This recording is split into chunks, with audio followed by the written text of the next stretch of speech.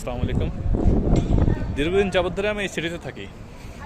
এখানে যে পেছনের একটা গলি আছে, এই গলিতে আমার বাসা। এই যে পেছনে এই গলিটা, এই গলির ভিতরেই আমার বাসা। ওই যে লাল রঙের বাসাটাই আমার, ওই বাসাতেই থাকি আমি। আমার বাসা না, আমি এই বাসাতে ভাড়া থাকি আমি। তো দীর্ঘদিন যাবত ধরে এলাকায় থাকি, কি এলাকায় প্রচুর টুরিস্ট আসে। কিন্তু টুরিস্টগুলো এখানে কি দেখতে আসে? আমি তো শুধু দেখি বিল্ডিংয়ের শহর। কিন্তু না, গতকাল রাতে আমি শুনলাম আর এক বড় ভাইয়ের কাছে যে এখানে পাশেই একটা টুরিস্ট স্পট আছে, খুব সুন্দর। এখন আমি সেই স্পটের দিকেই যাচ্ছি, দেখি স্পটটা কেমন সুন্দর।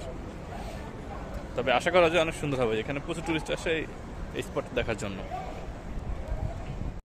লেটস গো, চলেন যাই দেখি। এই যে রাস্তা দিয়ে যেতে হবে। দেখছেন কত পুরাতন বিল্ডিং, কত আগের।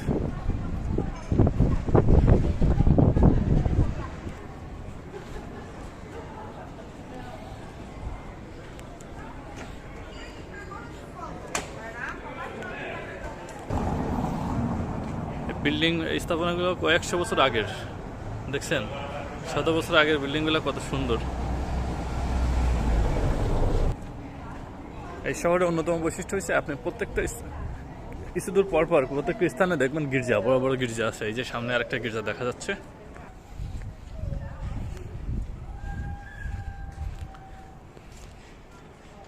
অনেক সুন্দর বিল্ডিং, সবগুলোই পুরাতন বিল্ডিং, অনেক কয়েকশো বছর আগের পুরাতন।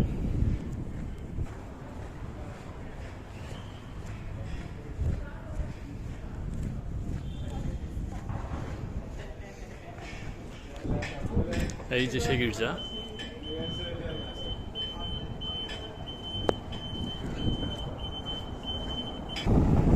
আমি অলমোস্ট চলে আসছি এই স্পটে। দেখছেন এদের স্থাপনাগুলো কত সুন্দর, আপনি দেখলে বিমোহিত হয়ে যাবেন। খুব আকর্ষণীয় এদের বিল্ডিং, এদের স্থাপনা। এই দেশটাই একেবারে আকর্ষণীয়। ইউরোপ মানেই অপরূপ সৌন্দর্যের লীলাভূমি।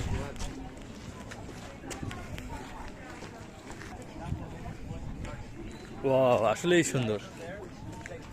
ওয়াও, এখানে আসলে তো পুরো সিটির সৌন্দর্যের এক চতুর্থাংশ এখান থেকেই দেখা যায়। ওয়াও, এই যে টুরিস্টের আকর্ষণীয় স্থান এটাই। দেখছেন যে শহরের ভিতর দিয়ে একটা নদী বয়ে গেছে।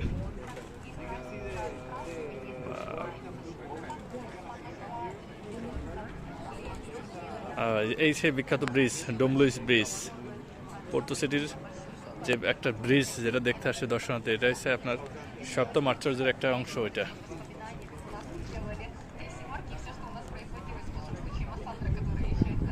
এই সেই ব্রিজ। আর এই উপরে একটা দুর্গ দেখা যাচ্ছে, এটা কোনো একটা রাজার আমলের দুর্গ। এটাও একটা গির্জা, এটাও